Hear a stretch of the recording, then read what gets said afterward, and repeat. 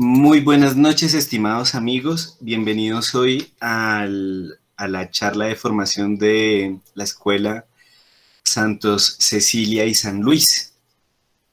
Entonces, vamos a iniciar con una oración. ¿Qué pasó? Se trabó. En nombre del Padre, del Hijo y del Espíritu Santo. Amén. Creador inefable, tú que eres la verdadera fuente de luz y de sabiduría y el principio supremo, dígnate infundir sobre las tinieblas de mi inteligencia el resplandor de tu claridad, apartando de mí la doble oscuridad en que he nacido, el pecado y la ignorancia. Tú que haces elocuente la lengua de los niños, educa también la mía e infunde en mis labios la gracia de tu bendición. Dame agudeza para entender, capacidad para asimilar, método y facilidad para aprender, ingenio para interpretar y gracia copiosa para hablar. Dame acierto al empezar, dirección al progresar y perfección al acabar. Tú que eres verdadero Dios y hombre, que vives y reinas por los siglos de los siglos. Amén. Dios te salve María, llena eres de gracia, el Señor es contigo. Bendita tú eres entre todas las mujeres y bendito es el fruto de tu vientre, Jesús. Santa María, Madre de Dios, ruega por nosotros pecadores, ahora y en la hora de nuestra muerte. Amén. Preciosísima sangre de nuestro Señor Jesucristo, sálvanos. Santos Cecilia y San Luis Martán, rogad por nosotros. María, trono de la sabiduría, ruega por nosotros. En el nombre del Padre, y del Hijo y del Espíritu Santo. Amén. Bueno, entonces habíamos dicho la última vez que las fuentes de revelación, ¿cuáles son? La Biblia y la tradición. La Sagrada Escritura y la tradición, muy bien. Habíamos dicho que la definición de religión, ¿cuál era?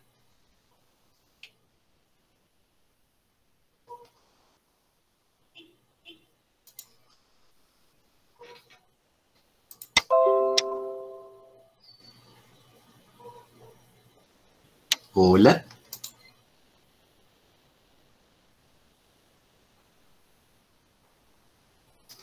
La Sagrada Escritura y la tradición. La definición de religión. Pues viene del latín religare, que significa, ¿cómo es? Volver a unir. Conocer a Dios. No. Volver a unirnos a Dios. Es la ciencia que nos enseña a conocer a Dios, los deberes que tenemos para con Él y los medios para lograrlos. Exacto. La ciencia que nos enseña el conocimiento de Dios y los deberes que nos ha impuesto y los medios que nos llevan a Él. De hecho, sí, también decir que es la que vuelve y une, la que vuelve y liga, es la definición etimológica. Después habíamos dicho que hay unas pruebas de autenticidad de la religión revelada, de la religión cristiana. ¿Se acuerdan cuáles eran? Los milagros. Las profecías y la perfección de la doctrina. Exacto. Milagros, perfección de la doctrina y las profecías. Muy bien. Listo.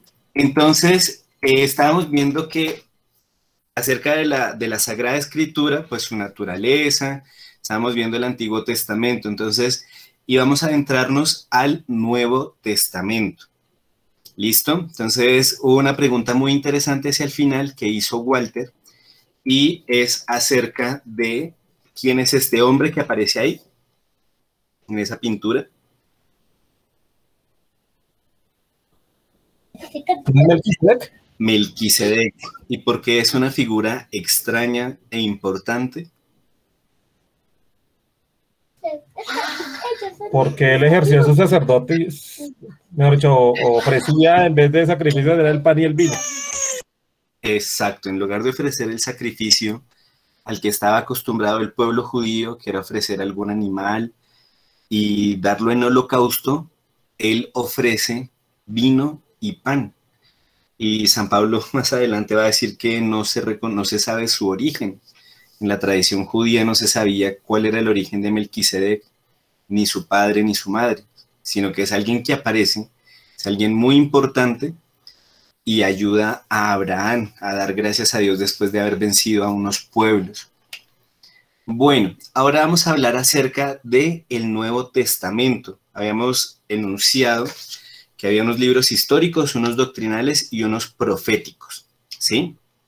Entonces, Simplemente íbamos hasta ahora a adentrarnos en los evangelios.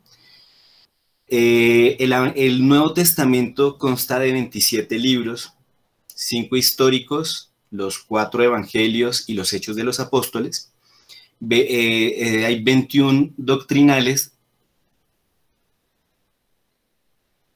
y está uno profético que es el Apocalipsis, ¿sí?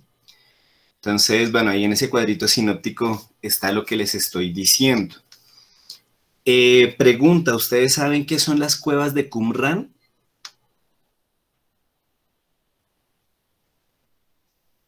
No sé.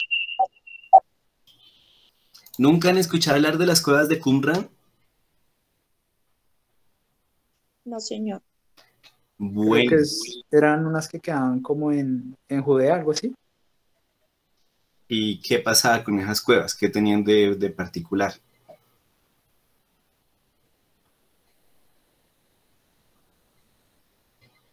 ¿Encontraron algunos manuscritos? Muy bien, Pocho Armando Mejía, excelente. Edwin iba a decir algo.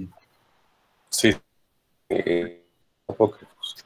Es apócrifos, no. De hecho, es que para allá va la cosa. Las cuevas de Qumran tienen una importancia muy grande en estos tiempos porque ustedes se acuerdan que nuestro Señor profetizó la destrucción de Jerusalén. Entonces, unos nuevos exégetas, de hecho algunos modernistas católicos, han hablado de que los evangelios los fueron construyendo las iglesias primitivas y le fueron añadiendo cosas que iban ellos viviendo. Entonces, que en realidad en las Sagradas Escrituras no es que haya profecías, sino que lo que hay es como una adhesión de narraciones y de experiencias que tenía el pueblo, el primer pueblo cristiano, ¿sí? Hágame el favor, eso dicen ellos.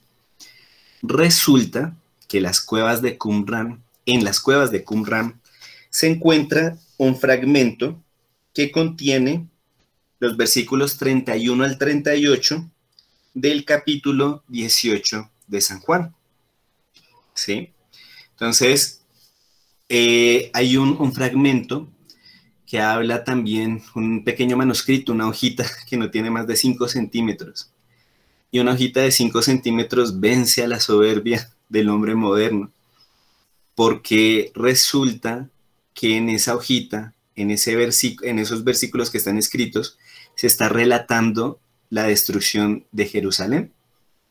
Entonces dicen, bueno, pero se supone que la Sagrada Escritura, según la interpretación que se hace después del Concilio Vaticano II,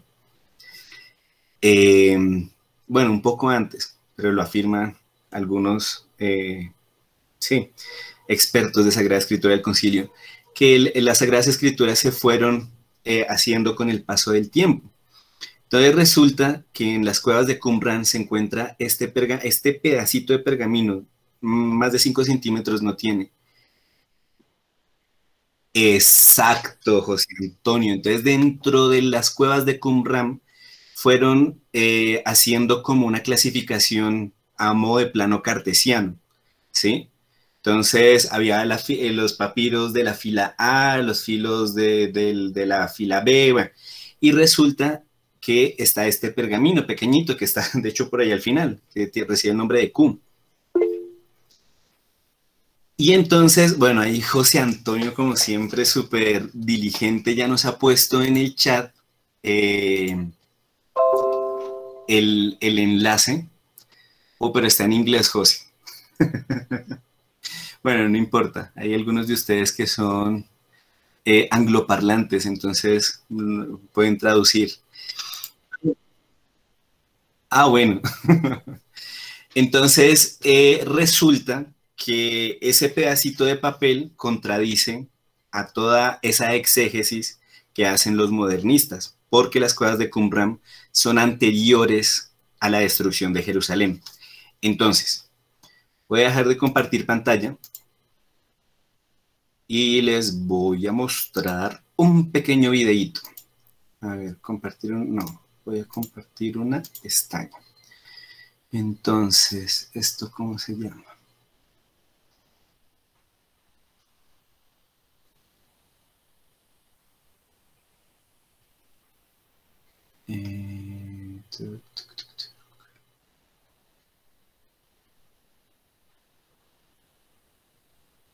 Aquí está. Bueno, entonces, están viendo en pantalla. José, ¿cómo era que se hacía para compartir el audio? Solo tiene que compartir la pestaña. Ah, sí, moverla hacia un costado. Listo, gracias. Entonces, aquí les voy a poner a rodar el video.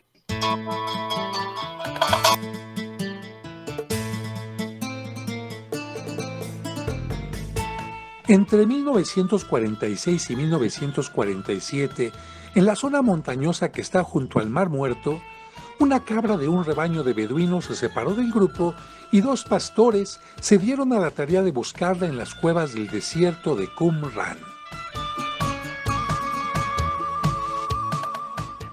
Cansados de entrar en cada una de las que encontraban, se limitaron a lanzar piedras hacia el interior para saber si el animal estaba dentro, cuando de pronto, en una de ellas, escucharon que la piedra rompía algún objeto de barro. Llenos de curiosidad, entraron y vieron que había varias tinajas. Todas estaban vacías porque en otro tiempo alguien había robado su contenido. Solo una tenía 2 rollos de pergamino, viejos, verdosos, escritos en un extraño alfabeto. Ellos no sabían que desde el antiguo Egipto era costumbre guardar papiros importantes o pergaminos en tinajas de ese tipo para conservarlos. Sin saber la importancia del hallazgo y solamente pensando en cómo sacar mayor ventaja al venderlos, los beduinos cortaron los manuscritos en trozos y se dirigieron a Belén para venderlos a un carpintero y marchante de antigüedades, quien los revendió a un tal Cando, zapatero y mercader sirio cristiano, amigo de las antigüedades, en cuya tienda de Belén se aprovisionaban los beduinos para obtener algún dinero. Este los vendió a Atanasio Josué Samuel, archimandrita del monasterio sirio ortodoxo de San Marcos en Jerusalén,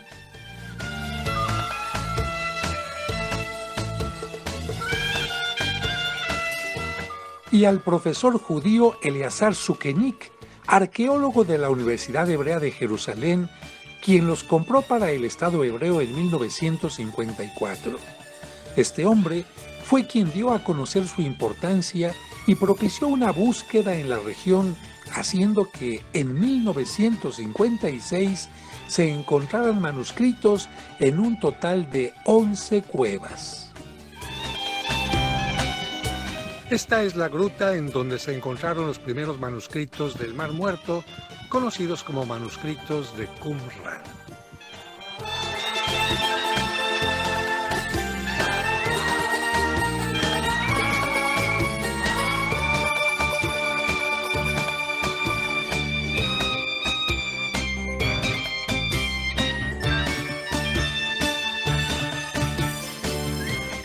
Después de varios estudios, se llegó a la conclusión de que son una colección de 972 manuscritos, escritos en su mayoría en hebreo y arameo, y solo algunos en griego.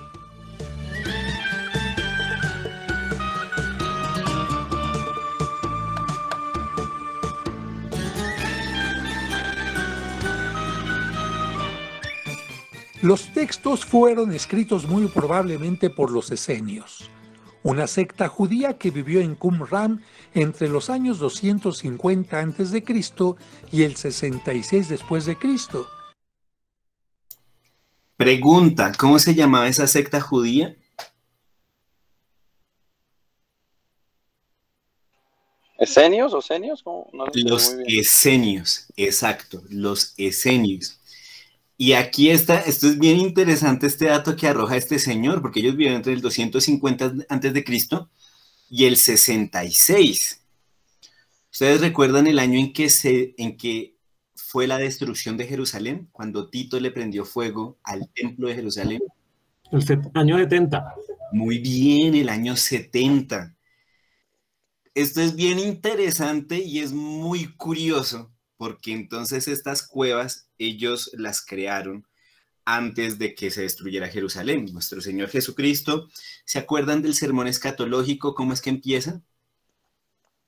Bueno, el sermón escatológico es el que predice el fin del mundo, pero también predice la destrucción de Jerusalén. Entonces, el que está en las montañas no regrese a las ciudades. El que está en los techos no baje a las casas, ¿sí? Porque, bueno, y describe unas situaciones que son supremamente terribles, nuestro Señor. Entonces, esta gente, haciendo caso, porque algunos de los esenios se convirtieron al catolicismo, al cristianismo, entonces ellos huyen, ¿sí? Porque ellos sabían que en cualquier momento Jerusalén iba a ser destruida y iba a ser grave, iba a ser muy grave esa destrucción. Entonces por eso ellos se refugian en estas cuevas. Pero entonces, claro, cualquier persona que se refugie, pues si nosotros nos refugiáramos nos llevaríamos algo que nos dé electricidad a las computadoras y no sé, algo para leer. Ellos en ese caso se llevaron los libros, los textos que utilizaban para guardar el conocimiento y fueron estos manuscritos. Pero bueno, no interrumpo y solamente quería acotar esta parte importante. Sigue el video. Ellos habrían decidido ocultarlos para que no fueran destruidos en la guerra de los romanos contra los judíos rebeldes de aquellos años. Contienen todo el Antiguo Testamento, a excepción del libro de Esther. Tienen también la versión más detallada del libro de Isaías y son el testimonio más antiguo de textos bíblicos encontrados hasta la fecha. Otra parte de los manuscritos son comentarios, calendarios, oraciones y normas de una comunidad religiosa judía, muy probablemente la de los esenios. La mayoría de los manuscritos se encuentran hoy en Jerusalén y en Amán, Jordania. Después del hallazgo y el trabajo de los arqueólogos, se han construido caminos para que los visitantes puedan acceder fácilmente al lugar contando con todos los servicios.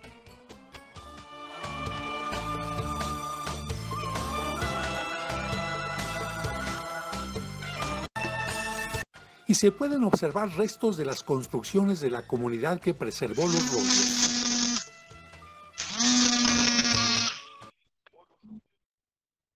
Hay un micrófono abierto, si lo pudiesen silenciar porque se escuchó el celular vibrar. Miles de visitantes y destruido por la legión romana de Tito en el año 68 después de Cristo, poco antes de la gran destrucción de Jerusalén.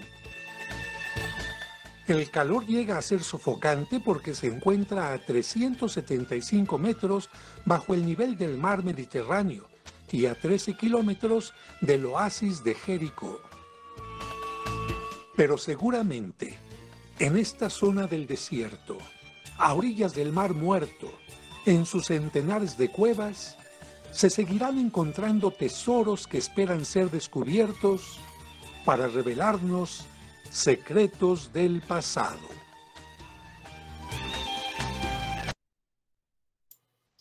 Bueno, ese era el video que les quería mostrar. ¿Qué opinión les merece el conocer las cuevas de Qumran? No pudimos ir de forma presencial, pero se las presenté virtual. Entonces, para los que no lo conocían, pues ahí les presento este misterio que es una cosa supremamente sencilla, pero es sencilla y llega a lo que les decía al inicio, a vencer la soberbia del hombre moderno, ¿sí? Que cree que está muchas veces por encima de Dios. Y eso también es como un argumento justamente para afianzar que hay que seguir creyendo lo que los papas han dicho en sus encíclicas respecto a la Sagrada Escritura, por ejemplo, en Divino Aflante, ¿sí? Porque son libros que han profetizado, que tienen en su esencia milagros y tienen este aspecto que es sobrenatural, que es predecir el futuro, entonces se manifiesta en la profecía. Entonces fue una cosa fortuita en los años 40, que una cabra se perdiera y un grupito de beduinos se fueran a tirar piedra a ver si la cabra salía y resulta que se encontraron con esto. Entonces, muy, muy interesante. Y lo más interesante es que los que empiezan a descubrir esto no son ni siquiera católicos, ¿sí? Son ortodoxos, son judíos. Y aún así, después la Iglesia Católica se sirve de lo que descubren ahí para sustentar lo que siempre se ha dicho acerca de la veracidad de la Sagrada Escritura y de que es palabra de Dios. Bueno, entonces, no sé, ¿qué comentarios hay respecto a ese video? ¿Sí? ¿Alguna vez han escuchado que alguien diga que las Sagradas Escrituras no son verídicas y que son un invento de los seguidores de María Magdalena, como lo denuncia Dan Brown en este libro del Código Da Vinci? ¿Sí conocen por lo menos la película de ese señor? Sí, señor.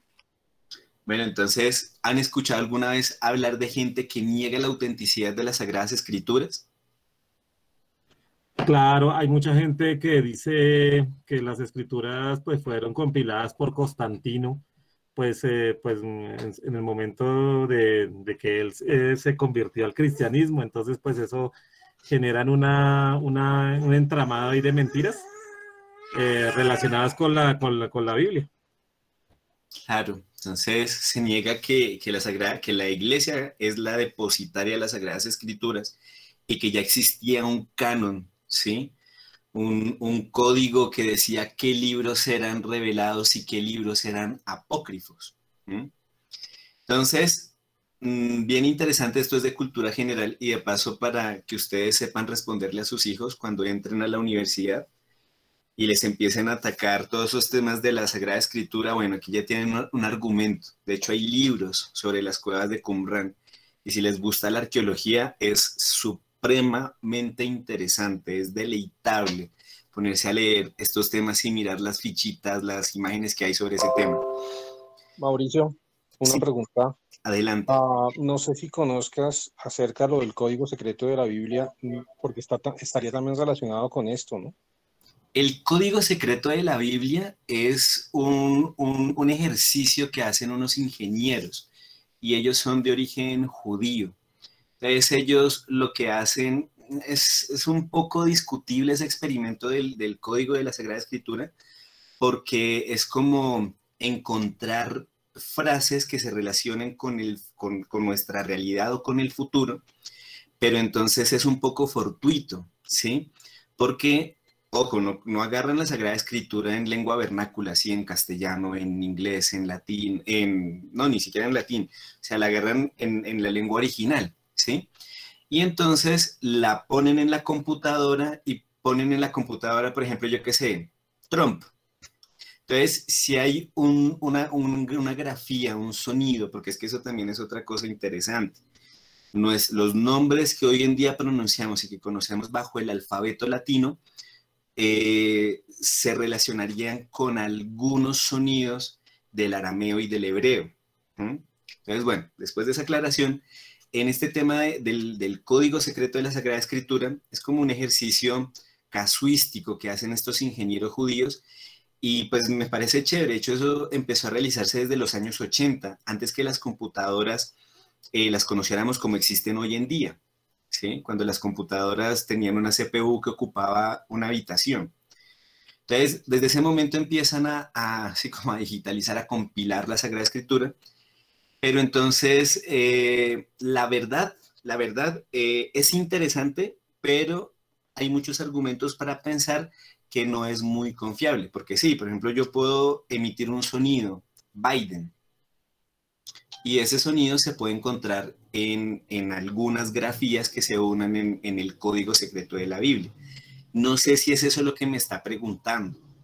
Sí, pues básicamente porque he leído, he encontrado mucho acerca del código secreto de la Biblia. Sé que están basados básicamente en judíos, pero son los que lo hacen. Pero he encontrado, por ejemplo, profesor, un ruso que encuentra algo, que él no cree en Dios, se convierte al catolicismo después de que empieza a entender parte de lo que en la Biblia se encuentra a partir de los números que no existen porque los versículos no existían en la Biblia original. Exacto, sí. Sí, así es. Pues, o sea, es un tema, una lectura de cultura general bastante interesante. Pero entonces, como para darle una veracidad profética, es donde está el problema. Bendito Dios que esta persona, siendo ortodoxa, se haya, o bueno, no sea atea, se haya convertido y haya empezado a creer en Dios gracias a esto, ¿sí? Ahí está la misericordia divina que se sirve a veces de cosas, sí, fortuitas para llegar a los corazones de las almas, a los corazones de las personas que no creen en Él. Entonces, sí, he escuchado sobre el tema, pero entonces casi todos los libros que hay son acerca del producto que existe sobre el código secreto de la Biblia. Pero cuando uno conoce cómo es el método, ahí es cuando uno dice, bueno, es interesante, pero no es muy fiable, ¿sí? Pero bueno, es un tema que se da para discutir en otro momento. Está chévere, es chévere, me parece muy, muy bueno. Y qué interesante que usted conozca esos estudios que han hecho sobre la Sagrada Escritura. Entonces, bueno, volviendo otra vez aquí al tema de los 4 evangelios. Entonces están los evangelios de San Mateo, San Marcos, San Lucas y San Juan. ¿Qué nos refieren los evangelios? A la vida y obra de Jesús. Exacto, la vida y las enseñanzas de nuestro Señor Jesucristo. Entonces, estos evangelios deben ser para el católico el libro de mayor estimación, de mayor estudio. ¿Por qué? Pues porque contienen los ejemplos del divino modelo y las enseñanzas del divino maestro, ¿sí? Y nuestro Señor Jesucristo enseñó tanto por las obras como por las palabras. Eso lo dice San Agustín. Entonces, por eso todo el evangelio merece ser meditado. ¿Conocen un libro que se llama La vida de nuestro Señor Jesucristo de Filión?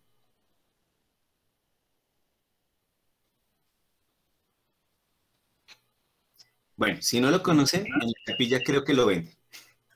Eliseo, ¿ibas a decir algo?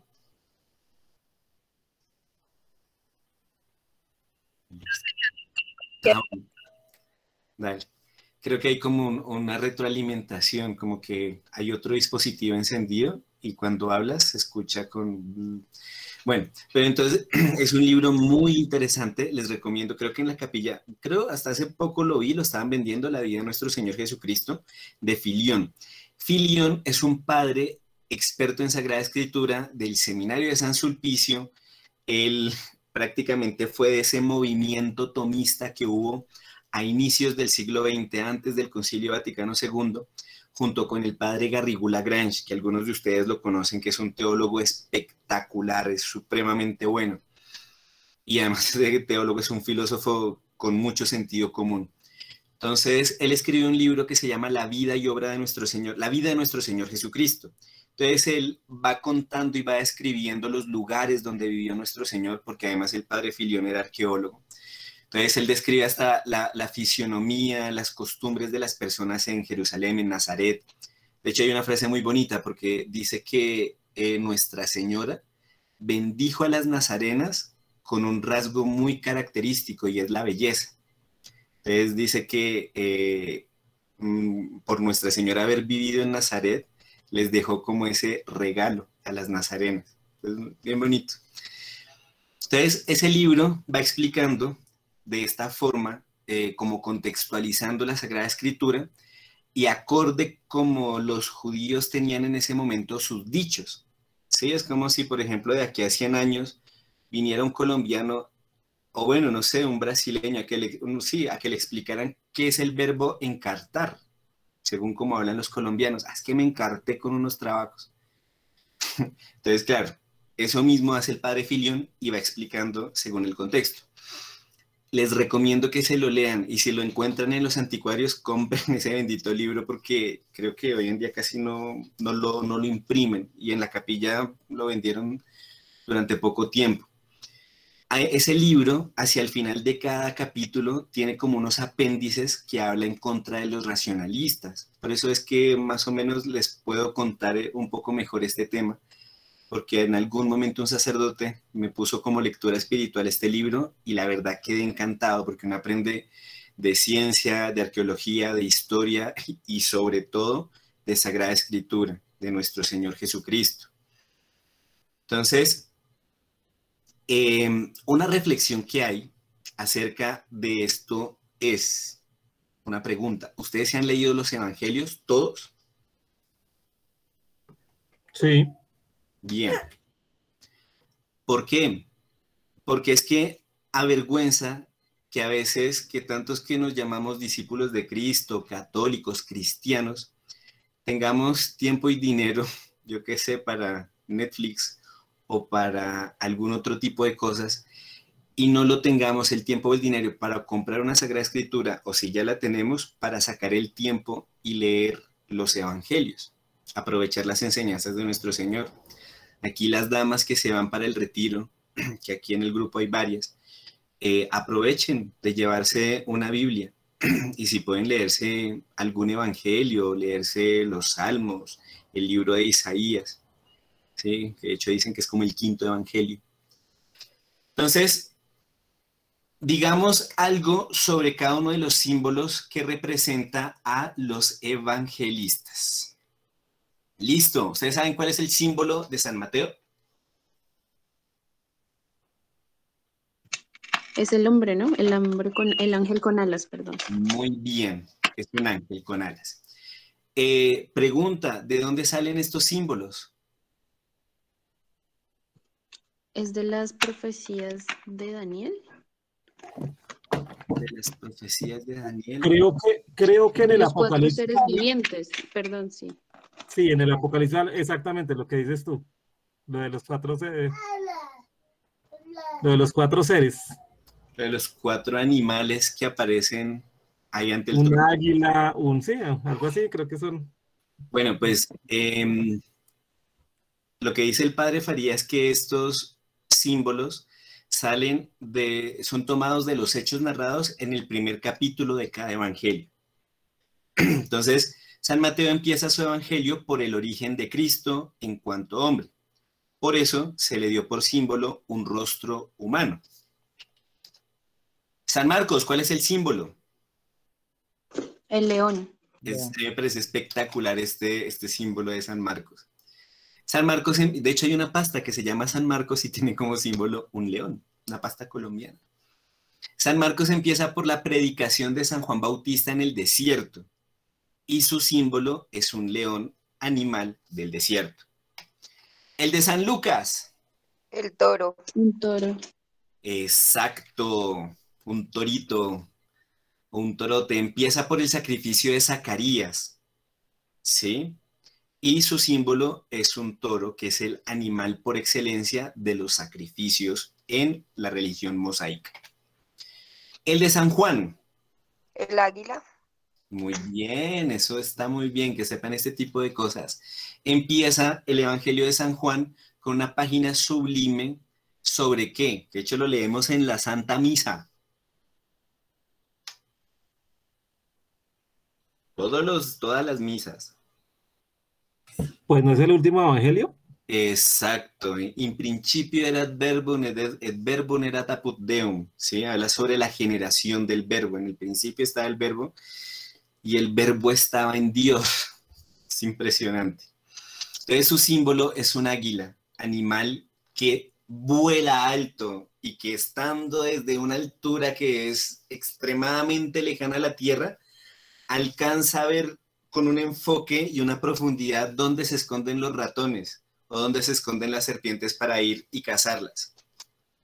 Entonces es San Juan, que desde las alturas penetra hasta la profundidad los misterios de Dios. ¿Sí? Entonces, ¿qué podemos decir de San Mateo? Entonces, ¿quién era San Mateo?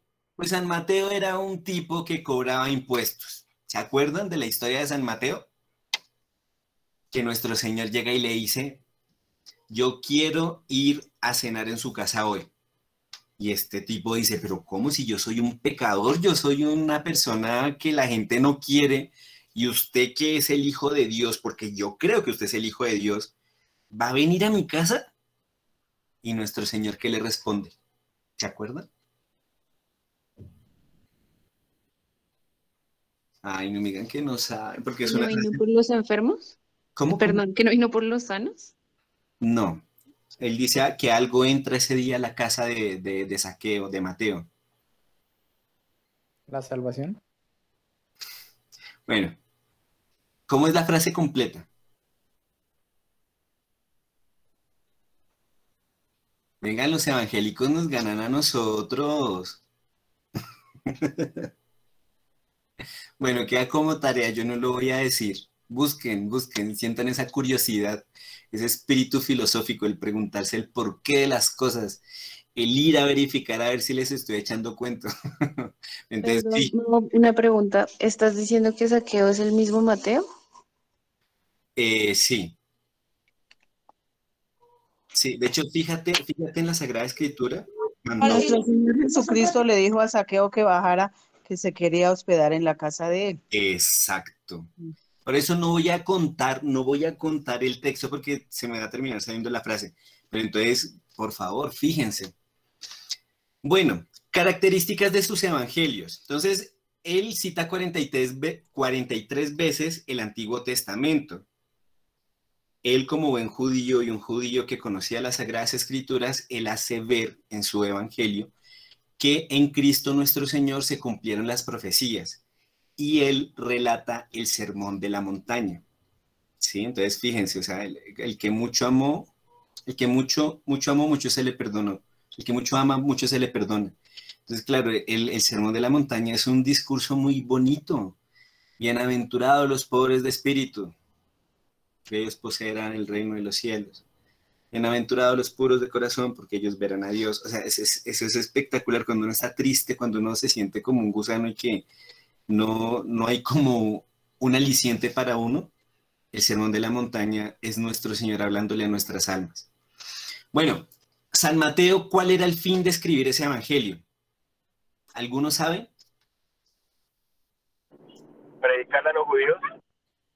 Uy, qué nivel esa respuesta. Excelente. Pues sí, predicar, pero predicarles para convertir a los judíos, haciéndoles ver que Cristo era el Mesías prometido. El idioma en que lo escribió fue en arameo. ¿Por qué? Pues porque iba dirigido a los judíos. Y lo escribió hacia el año 50 después de Cristo. ¿Sí? Entonces nuestro Señor muere y 20 años después él dice, venga, vamos a escribir la vida de mi Dios que me cambió. Bueno, después viene San Marcos. ¿Quién era San Marcos? ¿El qué apóstol era? Él no era apóstol, era el discípulo de... ¿No era discípulo de Pablo también? No, de Pedro. No, De de Lucas. No, porque de Pablo era Lucas. De Pablo, de Era de Pedro, de Pedro. Lucas. A Era ver, de ¿de Pedro. quién? No, era el discípulo de Pedro. De San Pedro. De Pedro era. Vengan, aquí yo no sé, quiero hacer una cosa como de cultura católica tradicionalista. Habitualmente bueno, no sé, en el seminario cuando se explicaba la Sagrada Escritura, cuando uno se refería a los apóstoles, les ponía siempre el adjetivo san, ¿sí? Porque es como una costumbre, no sé, pues yo no sé, ahí sí cada uno como quiera hacer. Pero es recomendable que cuando hablemos, por ejemplo, de San Lucas, de San Marcos, ¿sí? Ponerle ese adjetivo antes, el de san. Lo digo con cariño y con todo el amor que les tengo, ¿sí? Entonces, es como un consejo. Bueno, era el discípulo de San Pedro, ¿sí? Y efectivamente, como lo dijeron ahorita, él no fue uno de los 12. De hecho, yo dije, uy, excelente cómo respondieron, porque, claro, era la cascarita que yo había puesto. ¿Qué discípulo era? No, él no fue de los 12. ¿Y él qué hace en su evangelio? Pues él se detiene más en los hechos que en las palabras de nuestro Señor. Si él le impresiona más es el comportamiento de nuestro Señor. ¿Sí? Entonces pareciera que el fin de él es como demostrar los gestos, el modo de ser de nuestro Señor, la psicología de nuestro Señor, pero manifestada por sus actos. ¿Sí? Ese es el gran San Marcos. Y él lo escribe hacia el año 55 en griego en Roma. Es lógico porque pues si se la pasaba con San Pedro y San Pedro estaba allá en Roma, estaba allá con los paganos que se estaban convirtiendo al cristianismo, entonces pues el evangelio lo escribiría en ese idioma. ¿Por qué no lo escribió en latín? Porque el griego era la lengua como más importante en ese momento, ¿sí? De hecho, se decía que dentro del Imperio Romano una lengua culta que hablaba la gente culta era el griego, ni siquiera el latín, porque el latín lo hablaba todo el mundo. Listo, después viene el gran San Lucas. San Lucas, ¿quién fue? ¿Qué profesión tuvo? Era un discípulo de Pablo, discípulo de Pablo de Tarso. Era médico y era el discípulo de San Pablo. Muy bien. Entonces era médico de Antioquía, no de Antioquía, María, pues no, de Antioquía. Y fue secretario y compañero de viajes de San Pablo. Él fue discípulo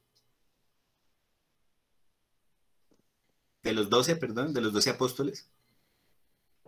Ah, no, señor. No, él era de San Pablo de Tarso. Exacto, él no era apóstol, pero estuvo muy cerca a San Pablo. Qué nota, ¿no? No sé, se ve muy chévere como en las caricaturas, esa del libro mágico, por allá uno pegársele a San Pablo, que debió haber sido duro, porque el náufrago, San Pablo era un hombre de hierro prácticamente, porque naufragó, lo metieron a la cárcel, y aún así seguía con ese ánimo para predicar. Ay, ojalá nos diera a nosotros ese ánimo. Bueno, San Lucas es gran narrador, es el que tiene las mejores anécdotas sobre nuestro Señor y es el único que relata la infancia de nuestro Señor. Yo creo que, no sé, esto ya es cosa mía, pero yo creo que San Lucas tuvo que haber hablado mucho con la Virgen María. Esa frase, ¿se acuerdan esa frase que él pone muy seguido sobre Nuestra Señora? Que todas las cosas ella las quede en su corazón. Las guarda. Las guarda. Exacto, esa es la traducción que hay, pero entonces es que el verbo da a entender como que las guarda y las meditaba, ¿sí? No es como guardar, como que sí, lo guardo y ya, no, las guardaba y las meditaba en su corazón. Entonces imagínense a San Lucas preguntándole a la Virgen María, por allá tomándose un cafecito a las 3 de la tarde, y el madre, ¿te puedo hacer una pregunta? Y Nuestra Señora, sí, claro, Lucas, dime. Bueno, ella sí le diría a Lucas, ¿no? San Lucas no le diría Nuestra Señora. Entonces, pónganle que Nuestra Señora le contaría, claro, yo me acuerdo cuando nació el niño Jesús. Uy, no sé, debe ser espectacular haber escuchado esa conversación. Entonces, por eso es el que relata, bueno, digo yo, creo yo, ya es como una exégesis mía. Bueno, ¿cuál es la finalidad de él? Convertir a los paganos, porque pues como era compañero de San Pablo, de hecho, el mismo San Lucas era un pagano que se había convertido. Entonces, díganme si cuando una persona y uno mismo, cuando está en un estado de ignorancia y le enseñan a uno la verdad, uno quiere como difundir eso a todo el mundo. Sí, yo ya no, mire, yo era de tal forma, pero mire, esto pasó en mi vida y usted tiene que cambiarlo. Sí, que de hecho es lo que se dice la fe del recién convertido, que ojalá no sea solo el recién convertido, sino de todos nosotros. Bueno, señor. Escuché de un sacerdote, no sé si, creo que modernista, que el libro de San Lucas fue efectivamente dictado por la Santísima Virgen María, que San Lucas lo que hizo fue escribir las palabras exactas de la Santísima Virgen. No me extrañaría que sea cierto, porque si usted dice que la narrativa es tan buena, no me extrañaría que realmente lo fuera. Ve, gracias Walter por ese comentario, qué interesante. Entonces, como que varios que pensamos de la misma forma. Porque sí, de hecho es interesante que se muestra a Nuestra Señora, pero a la vez como que no se le da un papel así súper preponderante, pero por el hecho de decir que es la Madre de Dios, ya uno dice, no, pues qué papel más importante en esta bendita existencia que ser la Madre de Dios. Pero gracias por el comentario, no sabía que había un sacerdote que hablase sobre eso. Listo, entonces seguimos diciendo que él escribe San Lucas en griego hacia el año 60 y parece ser que también lo hace en Roma, ¿sí? Entonces, claro, yo me imagino que San Pablo encarcelado y él ahí como coloquialmente decimos aquí en Colombia, desparchado. Entonces él, yo creo que por ahí aprovecharía y se iría a visitar a Nuestra Señora y ¡tim! Apareció el Evangelio. Bueno, después el noble San Juan, el apóstol preferido. ¿El quién era? El discípulo amado. Sí. ¿Y él fue de los 12? Pues sí, obvio, Mauricio, porque si era la... Sí, señor, claramente, el discípulo amado. Listo, ¿y él qué profesión tenía? Pescador. Era pescador, muy bien. Entonces, San Juan, a diferencia de San Marcos, es como un teólogo. Hagan de cuenta que San Marcos explica como el aspecto ético de nuestro Señor, como el comportamiento, y San Juan se va más al fondo, él se va es como a hacer teología. Él da preferencia a la vida divina de Cristo. Es quien mejor descubre los tesoros de su corazón. Esa pintura de Leonardo da Vinci es espectacular cuando lo representa recostado en el pecho de nuestro Señor, no como el libro asqueroso ese de Dan Brown que dice que era María Magdalena la que aparece representada ahí, no, de hecho San Juan lo representa así Leonardo da Vinci sin barba porque era el apóstol más joven de todos, ¿sí? De hecho se dice que era el apóstol virgen, ¿sí? Entonces él en su discurso narra la promesa de la Eucaristía y ese sermón tan espectacular, las que vayan a hacer el retiro. El día de la fiesta del Buen Pastor, cuando ustedes las van a mandar a confesarse, por favor, léanse ese sermón de la última cena, para que lloren más de lo que van a llorar en el retiro. Y léanse ese sermón cuando tengan que meditar acerca de las dos banderas, que es una meditación espectacular. ¡Uah!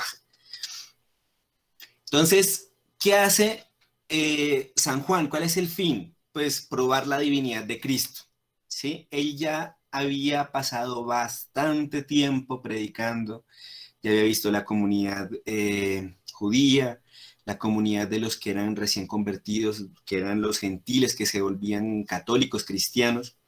Entonces él empieza a probar la divinidad de Cristo, que empezaba a ser negada por los primeros herejes. De hecho, prácticamente es como una exigencia moral porque le dicen, venga, San Juan, usted que es el último apóstol vivo, por favor escriba algo, porque esta gente está enseñando cosas que no son, ¿sí? Entonces, él decide escribir este evangelio y completa lo que los otros evangelios no dicen. Efectivamente, como era el último apóstol vivo, él lo escribe hacia el año 100 en griego y lo escribe ¿en dónde? En Éfeso. ¿Listo? Entonces. ¿No era la isla de Patmos? ¿Es lo mismo? ¿Éfeso? Bien, Natalia, pero en Patmos escribes otro libro espectacular, que hoy en día la gente lo cree que solamente por leerlo ya lo pueden interpretar y no. Lo que escribe en la isla de Patmos es una visión. ¿Y cuál es la visión? ¿Cómo se llama ese libro? El Apocalipsis. Muy bien, listo. Entonces me tomé la tarea de ponerles el cuadrito comparativo. ¡Trin! Ojalá lo puedan ver y ojalá le puedan sacar captura de pantalla. Entonces, en cuanto a las características, ahí se las puse, ¿sí? No la voy a leer para no volver a repetir y no ser cansón.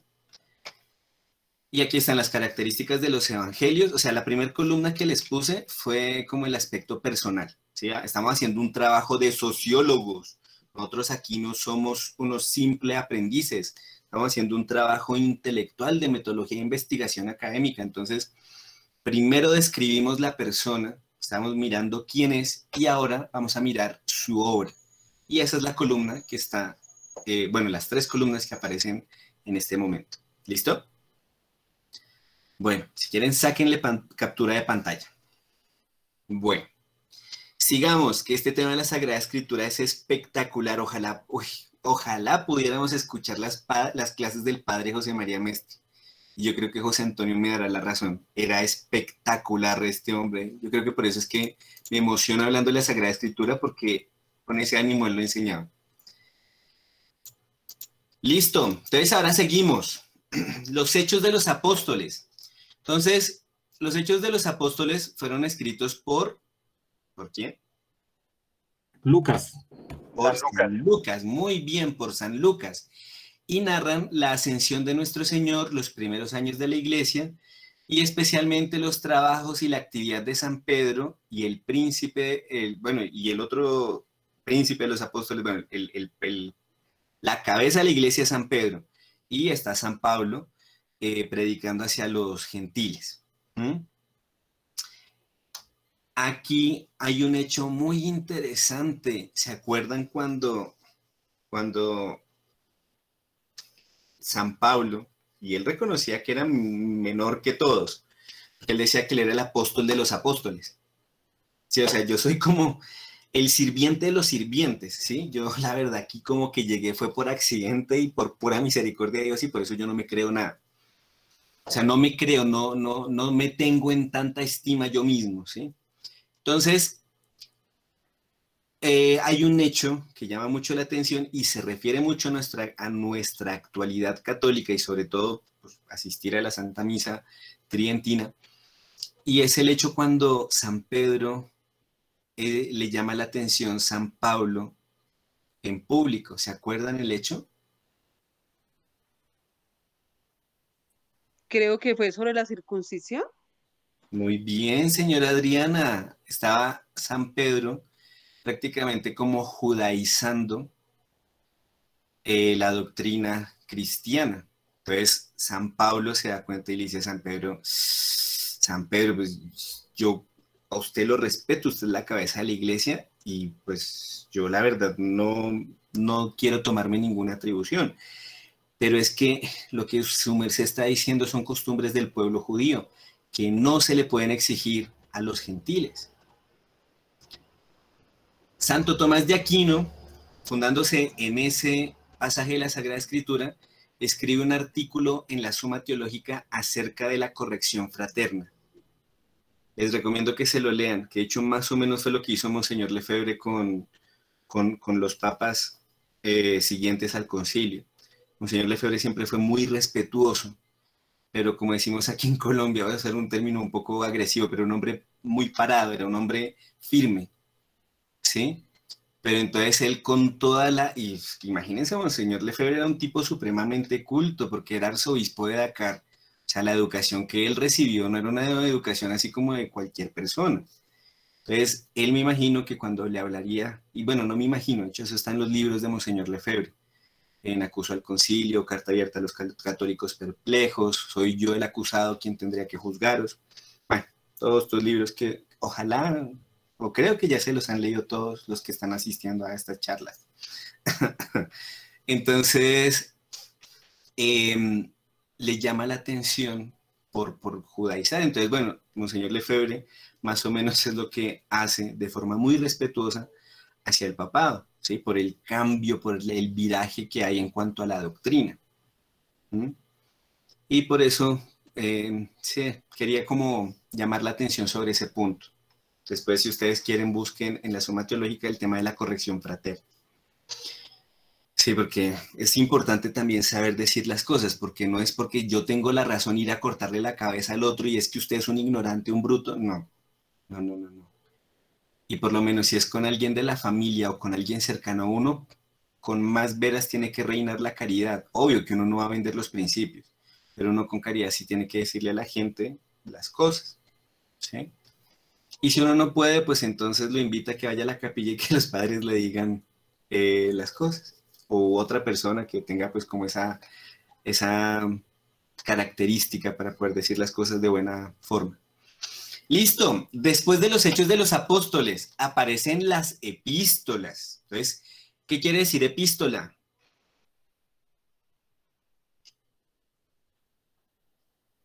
Cartas. Carta, de hecho en castellano se utiliza el intercambio epistolar. Cuando se escribían las cartas, ¿se acuerdan la novela esta de Jorge Isaac La María? Cuando Efraín tenía intercambio epistolar con María, bueno, cuando se cambiaban cartas. Entonces las epístolas son las cartas pastorales escritas por los apóstoles, que encierran unas enseñanzas muy importantes sobre dogma, moral, perfección cristiana y disciplina eclesiástica. A mí me encanta San Pablo, cómo se conocía la particularidad de las iglesias a las que él iba, y manda razón, ¿no? Bueno, dígale a esta señora y a la otra que no peleen tanto. Tremendo, y eso quedó escrito para la posteridad, y ya varios siglos hemos leído sobre estas dos damas que se la pasaban peleando. Entonces, no sé, sería interesante en el cielo conocerlas. ¿Qué era lo que peleaban? Se entiende por disciplina eclesiástica las reglamentaciones referentes al régimen y al gobierno de la iglesia, ¿sí? Entonces, han de cuenta que sí, eran como las cartas pastorales que hoy en día, o bueno, que yo no sé si hoy en día siguen escribiendo los obispos. Entonces, de las epístolas, 14 son del gran San Pablo. De hecho, tiene un estilo muy característico como de un colérico de escribir, porque se le vienen todas las ideas a la cabeza. Y resulta que es tanto lo que él quiere escribir que la mano no le da para poder plasmar sus ideas, y entonces pasa una idea por otra. Es muy difícil leer a San Pablo, por eso.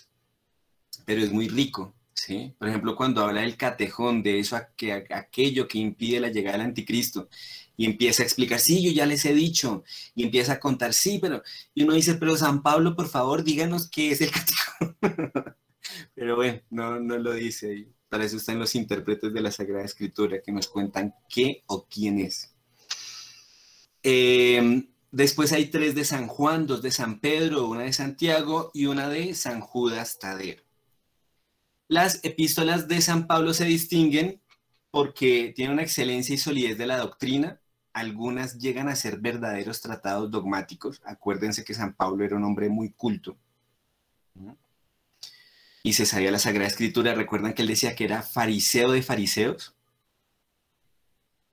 ¿Alguien me puede explicar esa expresión, que es fariseo de fariseos? Pues que San Pablo era de los que conocía la Escritura y también era, como decir, de los mismos fariseos, o sea, de esa cultura que le tiraba muy duro a nuestro Señor y lo juzgaban. ¿Pero quiénes eran los fariseos? ¿Qué hacían? Porque él dice que era fariseo de fariseos. Bueno, Eran los más aferrados a la ley, ¿no? ¿Eran qué, perdón? Como los más aferrados a la ley. ¿Solamente aferrados? Pues que la cumplían, sí, los que más la practicaban, pero Los que conocían a la perfección las nimiedades de la ley y bueno, como tú dices, la trataban de practicar, porque es que de hecho no es lo que nuestro Señor les dice. No practican toda la ley, sino algunos pedazos. Entonces, claro, los fariseos, acuérdense que en el pueblo judío estaban los fariseos, los celotas, los esenios, que eran como subgrupos dentro del judaísmo. Entonces los fariseos se caracterizaban porque eran personas muy cultas, conocían la Sagrada Escritura de la A a la Z, y además de eso, los fariseos se caracterizaban porque, como lo acabaron de decir, ellos trataban de cumplir la ley, o eso era lo que mostraban, que eran cumplidores exegéticos de la ley, ¿sí?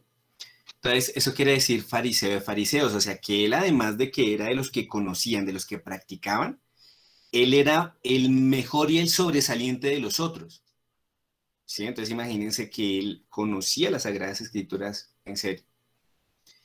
Bueno, también se distinguen las epístolas de San Pablo por el entrañable amor hacia nuestro Señor, ¿sí?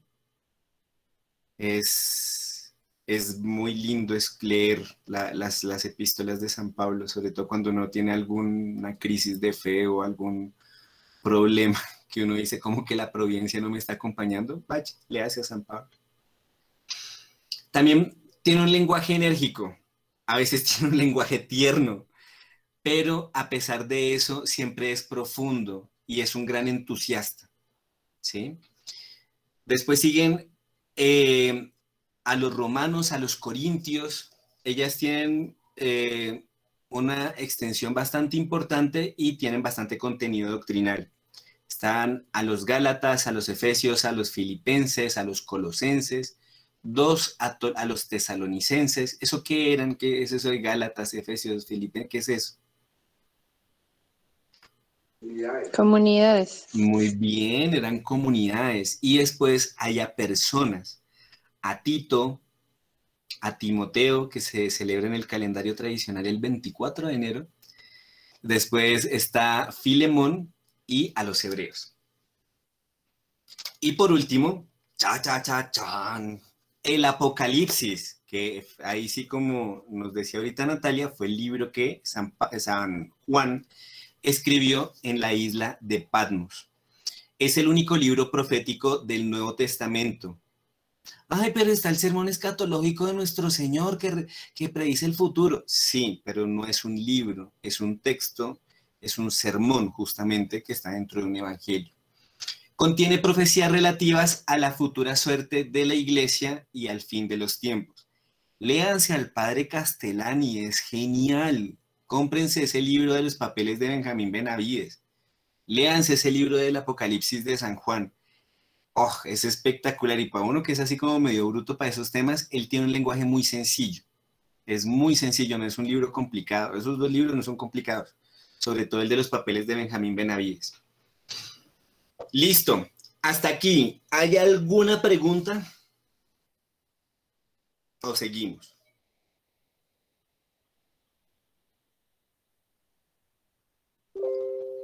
Bueno, silencio administrativo positivo. Entonces voy a seguir. Entonces, después, ¿qué pasa con la iglesia y las escrituras? Entonces, 3 poderes corresponden a la iglesia respecto a las Sagradas Escrituras. ¿Ustedes saben cuáles son?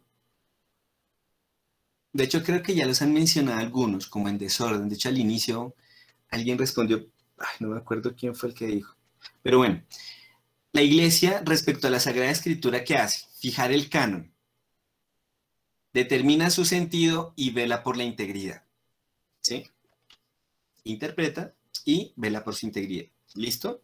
Entonces, si yo les pregunto, ¿cuál es el papel de la iglesia? Esto es importante, ¿por qué? Porque es que aquí viene este tema de, pero es que hay libros en Qumran que se leían como evangelios y no los pusieron dentro de la Biblia. Es que Constantino no quiso. Bueno, no fue Constantino. Primero es que es la iglesia la que fijó el canon y lo hace a partir de lo que viene en la costumbre judía. Entonces, hablemos un poquito de esto de fijar el canon. Entonces, significa determinar qué libros se deben tener por revelados y cuáles no. ¿Se acuerdan que era un hagiógrafo?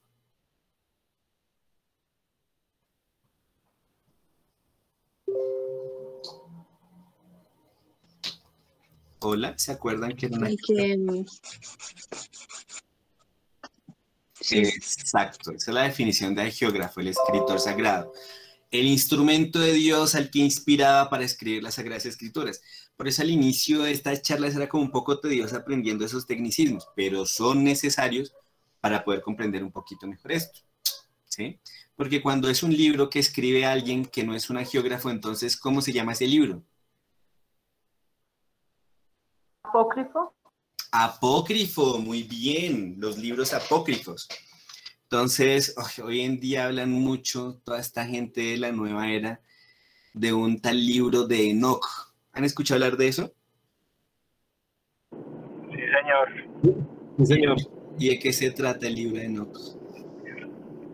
De los nefilín, de todo lo de la creación. Uy, don Luis, pero usted está, compilaciones que hacen, Nicolás pues, está metido en el tema, muy bien.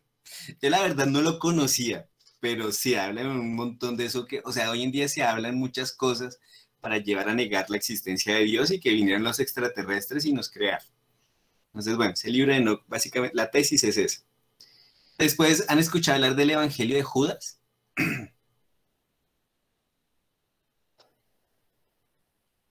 Sí, señor. ¿Y de qué se trata? Y un poco de mentiras raras, no sé, lo he escuchado, pero no sé. ¿Alguien sabe cuándo descubrieron ese Evangelio de Judas?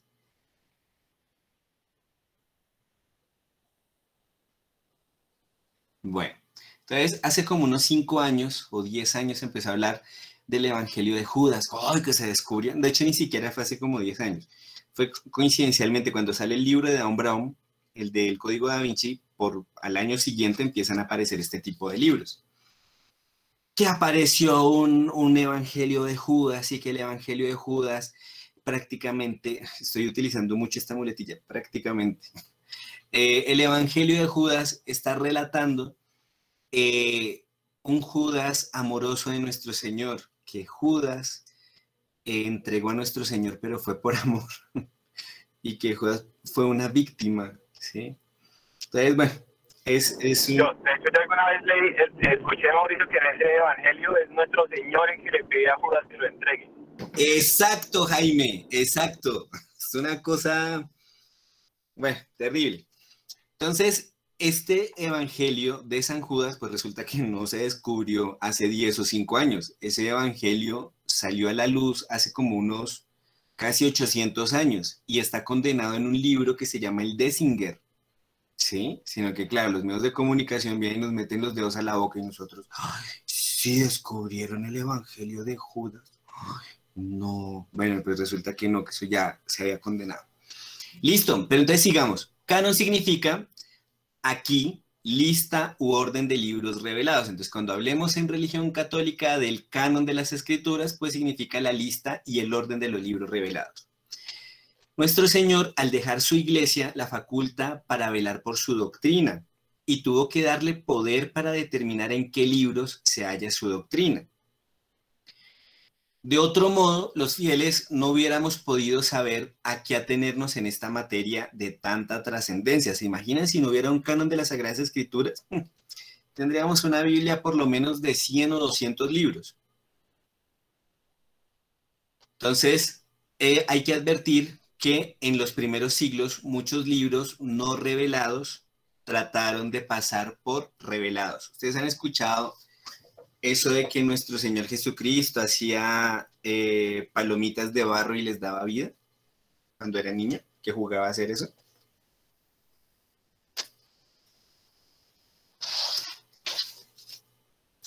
Hola.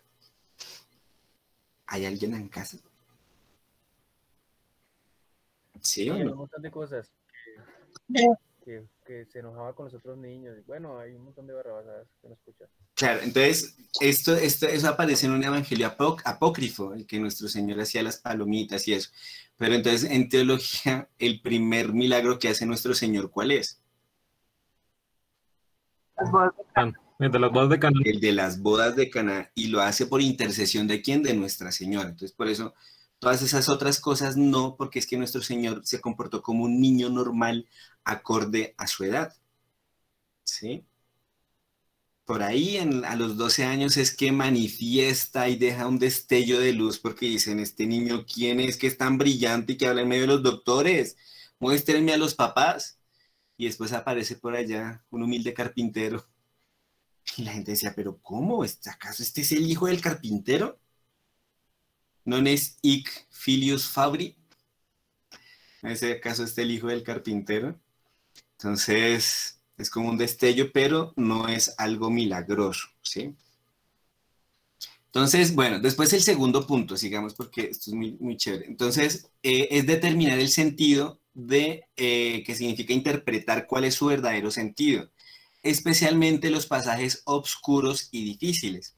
Entonces, por eso es que hoy en día hay un montón de vainas con el Apocalipsis, porque aparecen podcasts, aparecen audios, aparecen videos explicando el Apocalipsis, pero resulta que es gente que ni siquiera conoce la Sagrada Escritura, o si han hecho cursos de Sagrada Escritura, lo hacen bajo unos cánones que son de origen protestante.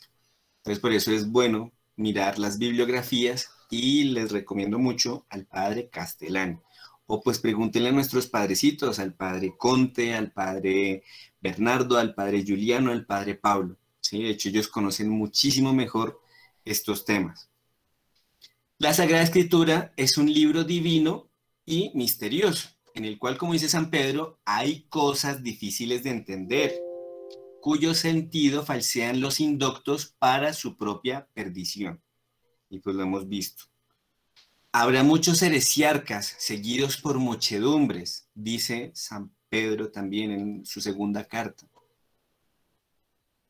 Listo, después viene el tercer punto. Entonces, velar por su integridad. Entonces, ¿qué quiere decir? Pues estar alerta para que la Sagrada Escritura no vaya a sufrir algún menoscabo o alteración. Solo la Iglesia tiene este triple poder, porque solo ella es la esposa de Cristo. Es como si alguien se metiera a la casa a organizar la cocina y la esposa dice, pero ¿usted quién lo mandó? No, es que yo soy amigo de su esposo. ¿Qué me importa que usted sea el amigo de su esposo? Aquí la que manda soy yo. Y esto se ordena como lo digo yo porque yo soy la esposa. Entonces, solo a la Iglesia confió Cristo el depósito de la fe y le dio la misión de enseñar. La Iglesia es madre y maestra. ¿Listo? Pregunta, ¿qué aparece en pantalla? Martín Lutero. Lutero. Muy bien, Martín Lutero. ¿Y qué está haciendo este señor Lutero? Pegando las tesis. Las 95 tesis. Muy bien, pegando las 95 tesis. Excelente, mis estimados amigos. Una de las tesis era el libre examen. ¿Y se acuerdan que hablamos algo acerca del libre examen? ¿Recuerdan a grandes rasgos qué dijimos del libre examen?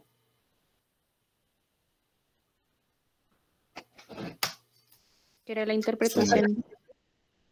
Sí, pero ¿qué relevancia tiene el libre examen?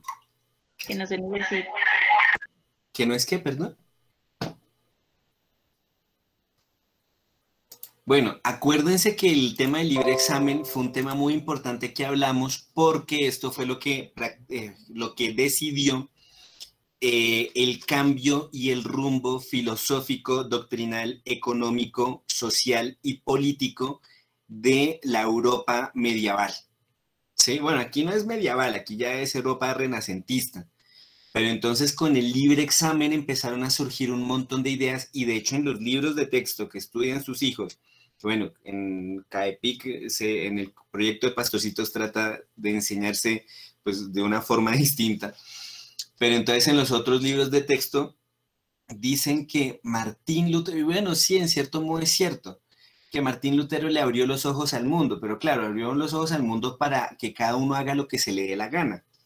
Y por eso es que los príncipes alemanes se sirven de esto para separarse de la Iglesia Católica y a su vez Martín Lutero tiene mucho poder en este sentido, porque es que él era un monje agustino, o sea, no era un hombre como para que tuviera tanto poder, pero esto es como en los fenómenos geopolíticos actuales. No es que cierto personaje tenga mucho poder, sino que detrás de él hay gente que tiene mucho poder, que maneja otras estructuras y le conceden ese poder a este personaje.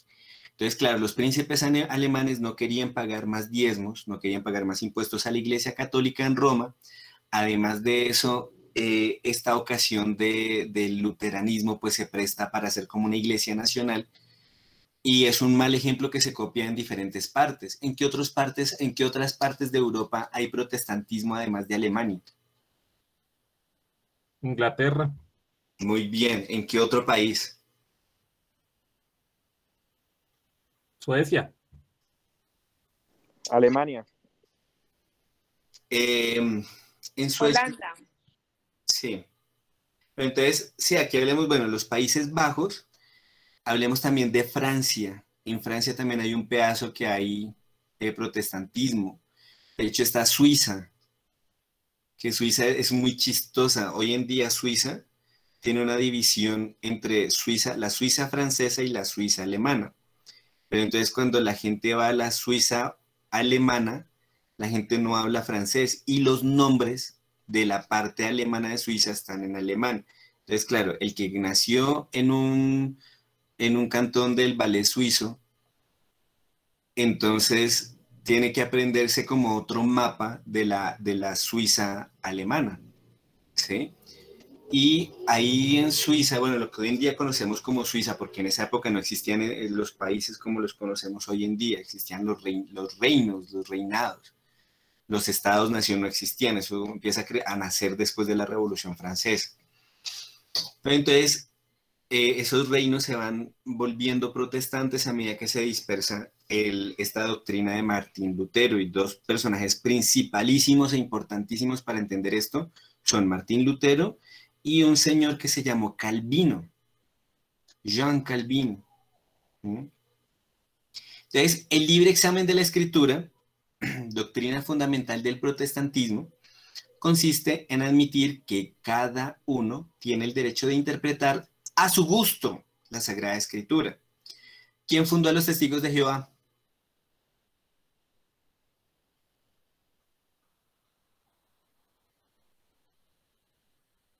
Bueno, no importa. Si no lo John Smith.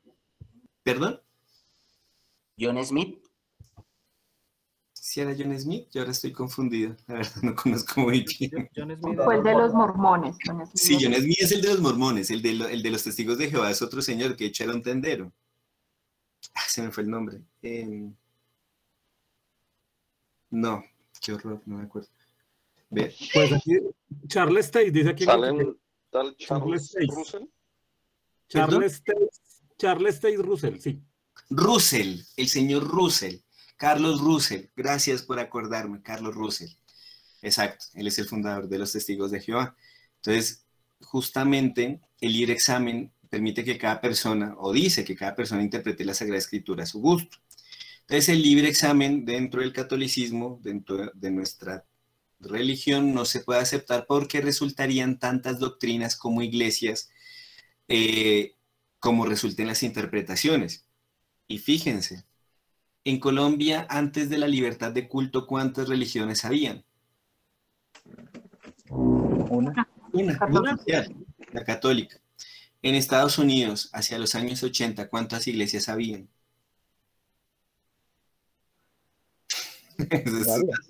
Claro, él me dice 50. ¿Cómo que 50? Sí, no hay cuenta, 50.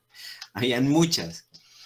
Entonces, es evidente que nuestro Señor no quiso fundar sino una sola iglesia con una sola doctrina, una sola esposa, y esa esposa es la que enseña a sus hijos. Como consecuencia del libre examen, el protestantismo se haya dividido en innumerables sectas que profesan doctrinas contradictorias. Entonces, por ejemplo, los testigos de Jehová profesan que nuestro Señor Jesucristo no es Dios, sino que sí es un hombre importante, pero no vendría a ser Dios. Después están los mormones, que tienen el tema de la pureza pues bastante importante, y es que hay como una especie de poligamia. Bueno, la verdad yo no conozco, estoy contando es por dichos, pero no sé si en realidad es así, ¿sí? Entonces aquí pues, alguno me corrige y conoce mejor los testigos de Jehová o los mormones, pues adelante a corregirme. Otra prueba de que el libre examen conduce al error es que muchos de los heresiarcas o fundadores de iglesias protestantes han tratado de utilizar la Sagrada Escritura para defender sus errores. ¿Se acuerdan qué era la predestinación protestante? Y creo que les he hablado, creo que cerca de 4 veces acerca de la predestinación protestante. Que unos nacían para la salvación y otros para la condenación. Exacto. Unos Dios predestinaba a unos para el cielo y otros para el infierno. ¿Y cuál era la característica que predestinaba a los que iban para el cielo? ¿Estar afiliados a cierta iglesia? ¿Estar afiliado? El dinero, tener dinero. Tener dinero, exacto. Sí. Entonces, ojo, aquí esto son las consecuencias de nuestro sistema bancario moderno, que tiene pues, raíces protestantes. Entonces, un signo de predestinación celestial era la bienaventuranza, la bonanza económica. ¿Sí? Entonces, lo que llaman actualmente la prosperidad, ¿sí? Exacto. Uy, ese tema es muy interesante, que se habla hoy en día del éxito, de que es que el éxito tú no lo tienes, es porque tú no lo consigues. O sea, tú tienes que ir tras del éxito, o sea, mentalízate a conseguir el éxito. Me dicen, no, parce, es que no es tan así, porque hay gente que le toca otro tipo de vida un poco más dura, y por más de que toda la vida trabaje, no llega a ese éxito que usted entiende como éxito. Sí, entonces... Y se opone a la cruz, ¿sí? Exacto. La prosperidad opuesta directamente a la cruz. Exacto, entonces el sufrimiento es algo que hay que evitar por encima de cualquier cosa, porque, o sea, si sufres no eres exitoso. No, pues resulta que existe una cosa que se llama la cruz y que todos tenemos que cargarla, unos más grandes, otros más pequeñas, pero todos tenemos que cargar cruz y también depende de los momentos de la vida.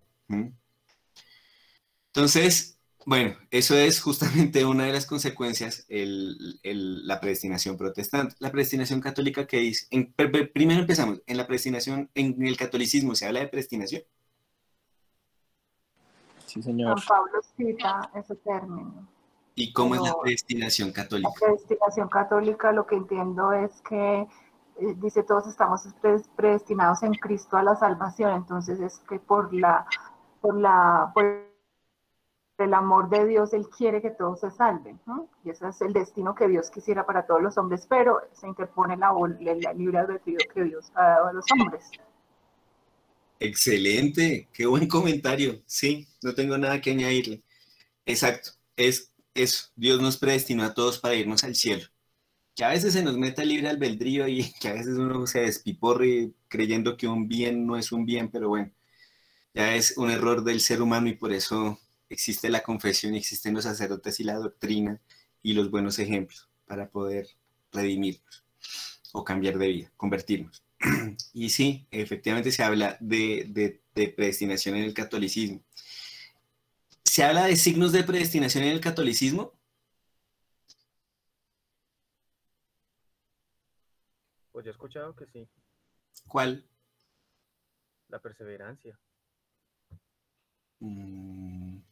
Bueno, escuché en un sermón Bueno. que si uno, no sé, por ejemplo, lleva mucho tiempo y era un católico tibio y cayendo en muchos pecados y esto podría ser un signo de, pues, de que uno no está predestinado. Esta semana no, sino La devoción a la Santísima Virgen María. Excelente. Según San Luis María de Montfort. Exacto. San Luis María Griñón de Montfort dice que un signo de predestinación es la devoción a la Virgen María. Hay un dicho aquí en Colombia muy chévere. ¿Alguien se acuerda respecto a eso? A ver si de pronto estamos en sintonía, pensando lo mismo. Bueno, el dicho... ¿Cómo es la pregunta? Que si alguien se acuerda de un dicho que utilizamos mucho aquí en Colombia, que se relaciona con la predestinación y el papel de la Santísima Virgen María. Estamos hablando de San Luis María Griñón de Montfort, de que él dice que la devoción a la Virgen es un signo de predestinación, y aquí en Colombia tenemos un dicho que se relaciona con eso.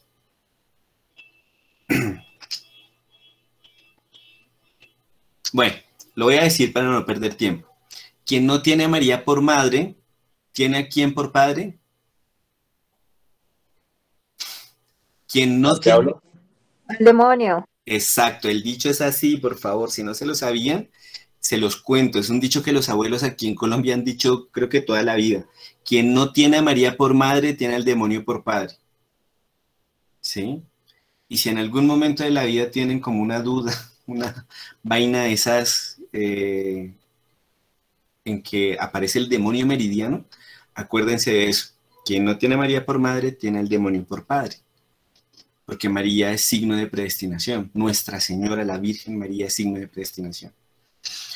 Bueno, sigamos, que eso ya también es para otro tema, hablar sobre la consagración, sobre San Luis María Griñón de Montfort, sobre la historia de Francia y San Luis María Griñón de Montfort, sobre la Revolución Francesa y San Luis María Griñón de Montfort. De hecho, un estudiante de filosofía me hizo una explicación brillante. Ese chino, Dios quiera que sea un hombre muy virtuoso.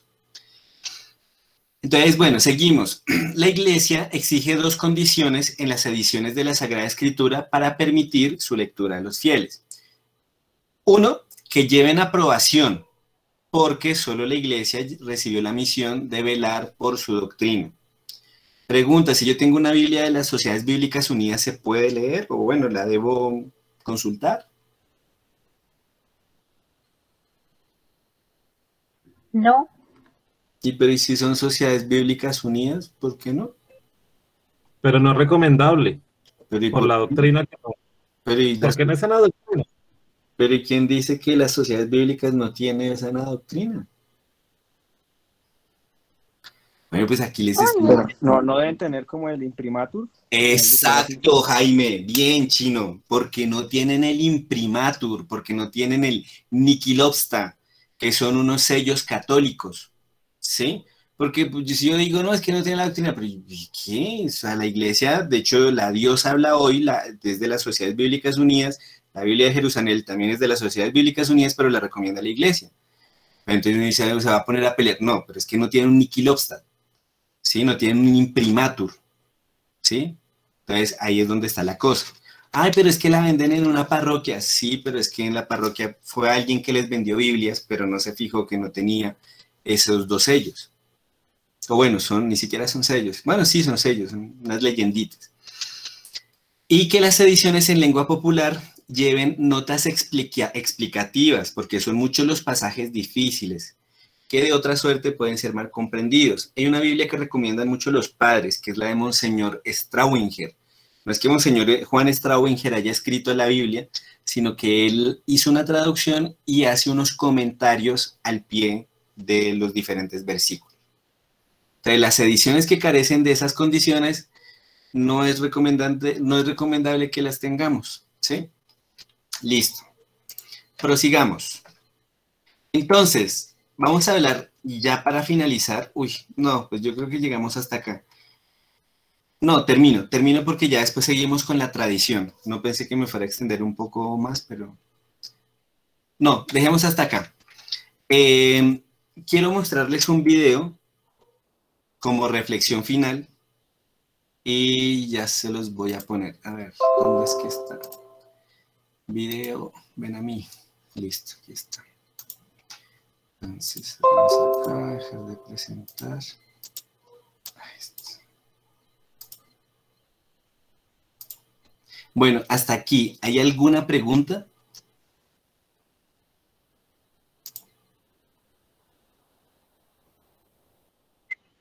Mao, ¿es posible tener una copia de la presentación?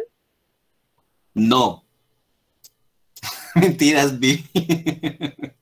No, pues es que algo que yo he hablado con algunos de los que están aquí presentes, y es que conviene pues que tomen apuntes. Yo con mucho gusto les paso la presentación, ¿sí? De hecho, hasta les puedo hacer un cuadro conceptual, un mapa conceptual, para que lo puedan estudiar. Sí, de hecho, es una de las ideas. Pero entonces lo ideal sería que, si este es como un espacio de estudio para los papás, entonces que los papás también estudien tomando apuntes con técnicas de estudio. Sí, porque si por lo menos yo qué sé, estoy escuchando la charla, pero no sé, literal, estoy escuchando, estoy barriendo, estoy haciendo otra cosa que me impide prestar atención, entonces como que no va a ser el mismo provecho, ¿sí?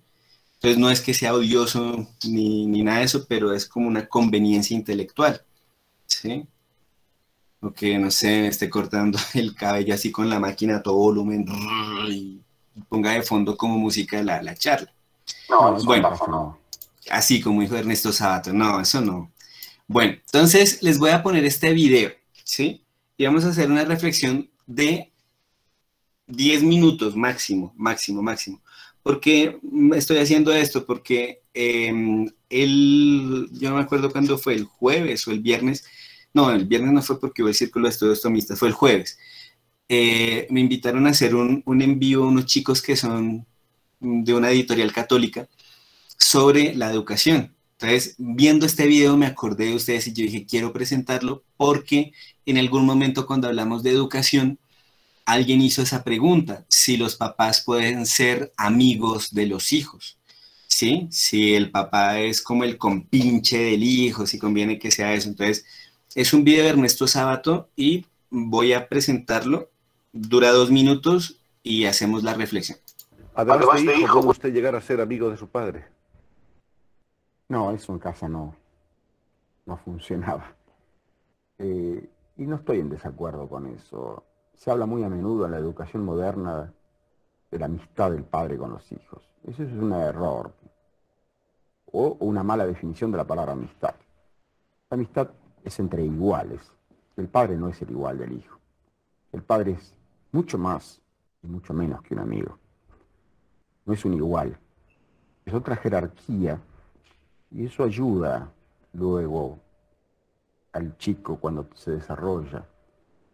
Necesita apoyarse en alguien que sea superior y fuerte. Yo estoy de acuerdo con eso. Creo que la psicología moderna ha cometido graves errores, de los que se está rectificando ahora. El sistema de padre e hijo, digamos así, es un sistema milenario, multimilenario, probado por todas las comunidades y por todas las civilizaciones.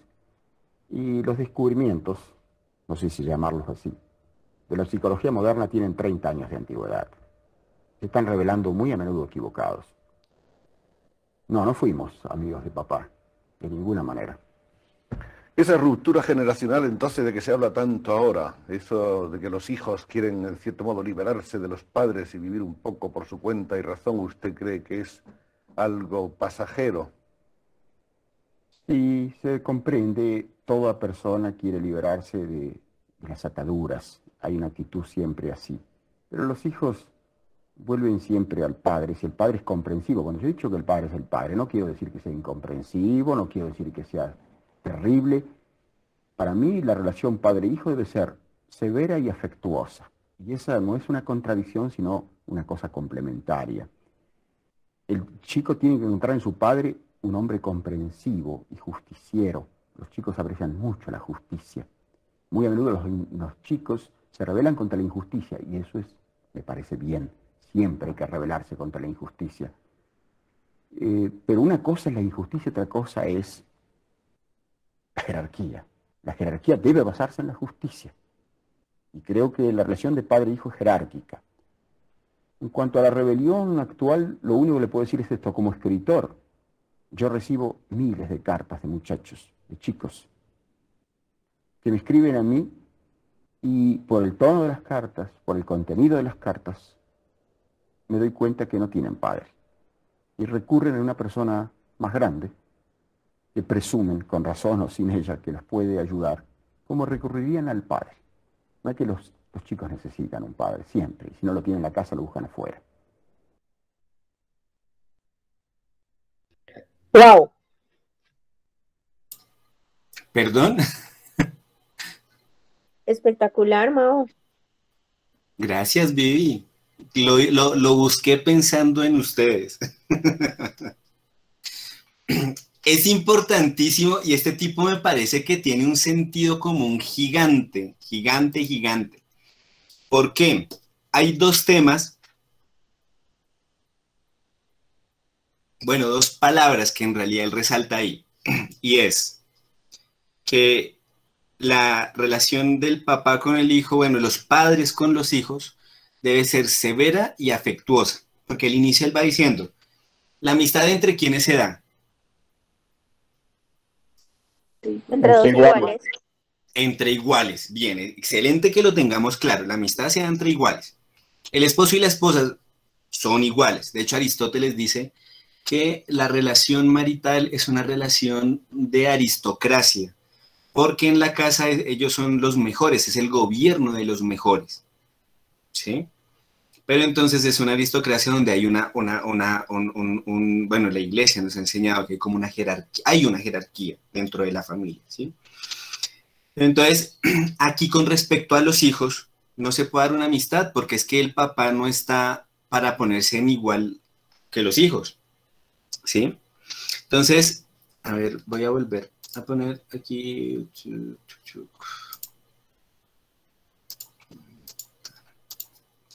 Entonces, aquí hagamos ese truco.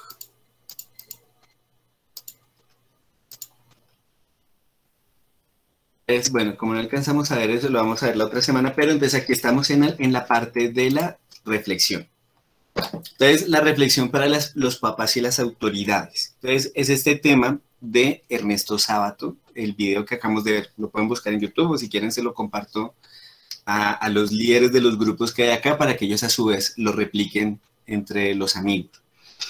Entonces, es una relación severa y afectuosa, ¿sí? Entonces el papá es el modelo, es el que guía y es muy chévere eso que él dice, que el papá es comprensivo, pero a la vez es justiciero y el hijo necesita una figura así, por eso es que para el niño el papá es un superhéroe. Entonces, cuando se pone uno a conciliar con los niños en cosas que no deben ser conciliadas, pues terminan volviéndose malcriados. Entonces, si el niño tiene que comer a tales horas, pues se come a tales horas, eso no se concilia. Si la mamá hizo papa, arroz y huevo, pues se come papa, arroz y huevo. Ay, pero es que a mí no me gusta el huevo, pues su merced le toca comérselo. O una costumbre muy generalizada que hay hasta con los de mi misma edad, que es que no sé, no me gusta comer la cebolla. Bueno, si estoy enfermo de gastritis y no puedo, pues obvio que no, porque hay un impedimento por el cuerpo. Pero el papá, los padres de familia son los que imponen las órdenes y las reglas a sus hijos, porque si no los niños se van a montar en una situación, una relación que no va a ser de padre a hijo, sino que el hijo se va a volver un pequeño tirano. Y ahí, cuando el niño se vuelve un pequeño tirano, ¿quiénes son los sirvientes? Los papás. Me da el unísono, los papás. Entonces, Esta otra frase de Sábato, los chicos se rebelan contra la injusticia. Entonces, la injusticia también implica que a los hijos no hay que curtirlos, ¿sí? Se los regaña por cosas que son necesarias, cuando son necesarias, y en la medida de la gravedad. Si el niño rompió una ventana del vecino y lo hizo sin culpa, el chino me dice, papá, pero es que yo lo hice sin culpa, le pegué a la pelota, pero es que tengo muy mala puntería. Entonces rompí el vidrio y pues no fue tan grave, fue un vidrio ahí del portón donde pues, sí, no había nada. Entonces, bueno, le dice, no, pues tenga cuidado, no juegue aquí en la calle, bueno, ya éntrese, y bueno, vamos a arreglar allá en la casa, pero no es de una forma desmedida, ¿sí? Pero si, yo qué sé, el chino hizo una cosa supremamente grave, no sé, ahorita no se me ocurre, no sé, no sé, esos temas casuísticos, no sé, pero si hizo algo supremamente grave, pues en ese sentido sí se lo tiene que corregir, pues acorde con la situación. Hay personas que tienen una dulzura para llamar la atención que es admirable. Yo conozco varias personas que cuando llaman la atención, uno en lugar de sentirse como regañado, uno se siente aconsejado. Y es tan agradable porque, no sé, a mí me ha pasado que cuando me han llamado la atención, yo siento o he sentido que debo cambiar más, es como por amor a esa persona. Bueno, sí, por amor a Dios también, pero por amor a esa persona que por el comportamiento mismo que estoy teniendo. ¿Sí?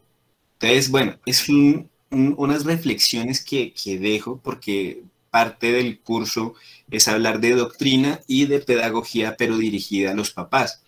Entonces, hay un tema importante y es el de mantener el principio de autoridad, ¿sí? Los papás son los que mandan, porque es que ustedes son los que están manteniendo a sus hijos, ustedes son los que les están dando el alimento, ustedes son los que les están dando el techo, los están manteniendo. Entonces, ellos deben tener o cumplir con las obligaciones básicas de la casa. Si es el estudio, pues el estudio. Adelante, don Nicolás, si habla. No, profe, una pregunta. Adelante, por favor. Digamos que cuando uno le va a dar una instrucción al niño y influye, cuando de pronto él no hace caso o se torna rebelde, influye en la manera como uno le hable. Claro que sí, su merced, influye mucho. Miren, esto es algo que yo les voy a hablar en algún momento, no sé cuándo, porque es que estas charlas son muy entretenidas y sobre todo en la parte doctrinal, ustedes han visto que me encarreto mucho, pero entonces tampoco los quiero fatigar. De hecho, aquí ya me siento culpable porque me he pasado 13 minutos más de las 9. Pero para responderte someramente, esto que te estoy presentando en la diapositiva hace referencia al componente de la obediencia, ¿sí?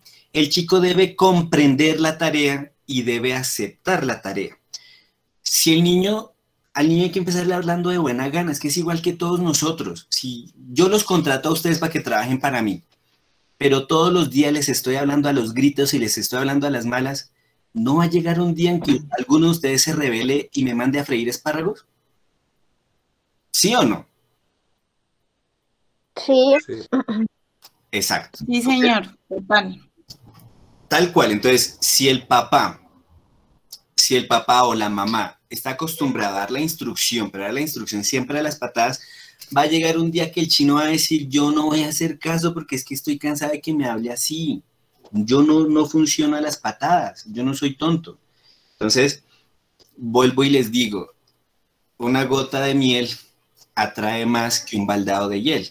¿Sí? Entonces, les digo por experiencia propia, cuando las personas que me han llamado la atención son dulces, yo me muevo a obedecer y hasta con prontitud, por el cariño que esta persona me representa, más que porque me está llamando la atención sobre un aspecto de mi comportamiento. ¿Sí? Entonces, y además es un ejercicio de ustedes también sobre la paciencia, ¿no? Que, pues, como decía, ¿ustedes conocen ese libro de Lewis, Cartas del Diablo a su sobrino? Sí, por ahí lo he escuchado. Bueno, hay una parte donde él dice que lo importante no es que la persona se porte mal, pero es un libro de literatura universal, ¿no? Pero es bastante profundo. Hay un fragmento que dice que donde el diablo, el tío, le da el consejo a su sobrino, que también es otro demonio, que tiene que tentar una familia. Y le dice, mire, no es tanto que las personas caigan en pecados mortales. Usted lo que tiene que hacer es generar un ambiente feo en la familia para que después no quieran vivir en esa casa. Y si no quieren estar más en la casa, pues ¿dónde van a encontrar el consuelo? En la calle, en otro lugar donde no va a haber una protección. Y eso le escribe un tipo que creo que Lewis es protestante. Pero entonces tiene mucha razón, ¿sí? Entonces, lo ideal es siempre mantener la cordialidad en la casa.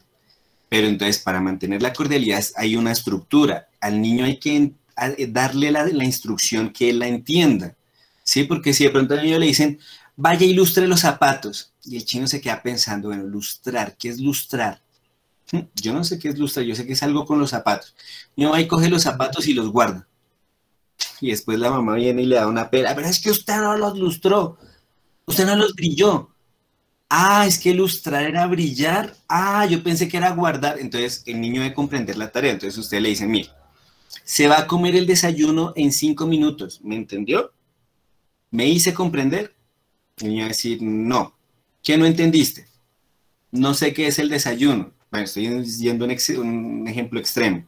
O la otra estrategia es, doy la instrucción, debes tomar del desayuno en 5 minutos. Repíteme, ¿qué es lo que tienes que hacer? Entonces ahí uno se da cuenta si el niño comprendió o no, cuando él le responde a uno. Sí, debo tomarme el desayuno en 5 minutos. Listo, ¿qué hora es? No, son las 7 de la mañana. ¿A qué horas tienes que terminar? 7:05. Listo, dale, empieza. ¿Sí? Y la familia se vuelve como más tranquila también y no hay como esa excesiva carga de andar gritando y peleando. Y otro consejo es también el de utilizar un tono de voz tranquilo, porque el tono de voz fuerte solamente es para llamar la atención en cosas que de verdad son graves. Pero bueno, esto lo vamos a ver después, que son estrategias de la psicología moderna que se aplican en la educación de la casa, esto de comprender la tarea, aceptar la tarea y terminar la tarea, que es como una supervisión que los papás tienen que hacer, ¿sí? Y hay unos niveles de responsabilidad con los niños, dependiendo de la edad. Entonces, ayudar a realizar la tarea, cuando necesita recordatorios y supervisión de la tarea, y cuando ya hace la tarea solo. De hecho, ¿cuál es la diferencia? Algunos de ustedes ya han tenido esta charla conmigo. ¿Cuál es la diferencia entre obediencia y responsabilidad? No me hagan quedar mal, por favor.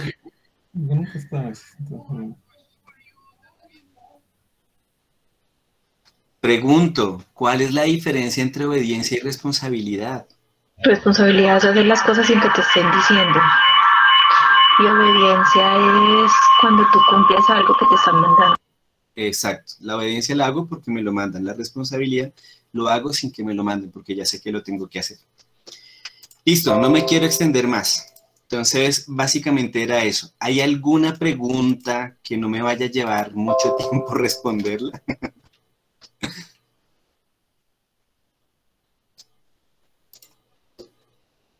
No, señor.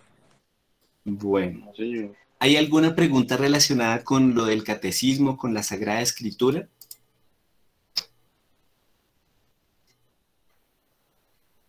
Bueno, listo. No lo hay. Entonces terminemos. En el nombre del Padre, del Hijo y del Espíritu Santo. Amén.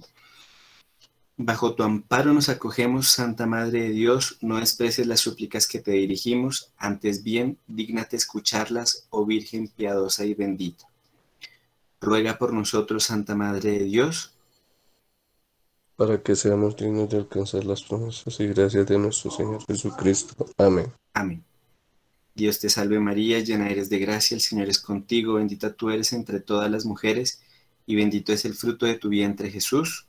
Santa Santa María, Madre de Dios, ruega por nosotros pecadores, ahora y en la hora de nuestra muerte. Amén. Preciosísima sangre de nuestro Señor Jesucristo, sálvanos. María, trono de la sabiduría, ruega por nosotros. Santos Cecilia y San Luis Martán, ruega por nosotros. En el nombre del Padre, del Hijo y del Espíritu Santo. Amén. Bueno, estimados amigos, muchas gracias. Me encomiendo a sus oraciones Y bueno, si tienen algunas preguntas, escríbanmelas o háganmelas llegar por medio de nuestros amigos. Y ahí, pues, en el transcurso de la charla las vamos resolviendo. De hecho, el video final fue a raíz de una solicitud que alguien me hizo. Entonces aproveché como también para compartirla. ¿Listo? Bueno, un abrazo, que descansen. Feliz noche.